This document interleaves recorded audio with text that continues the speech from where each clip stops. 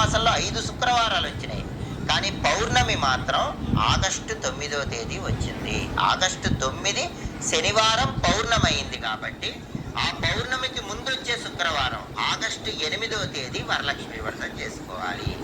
అయితే ఇక్కడ కొంతమంది ఆడవాళ్ళకి సందేహం వస్తుంది. ఆ సమయంలో రజస్వలా దోషాలు ఉంటాయి, ఆడవాళ్ళకి ఇబ్బంది వస్తుంది. అలాంటప్పుడు ఏం చేయాలి?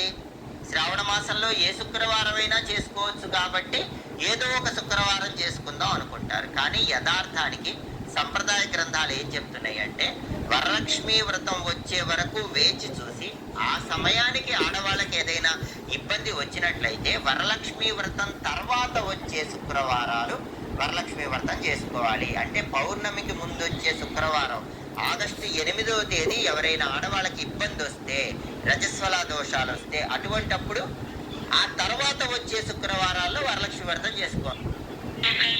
ఆగస్టు 9వ తేదీ వచ్చింది. ఆగస్టు 9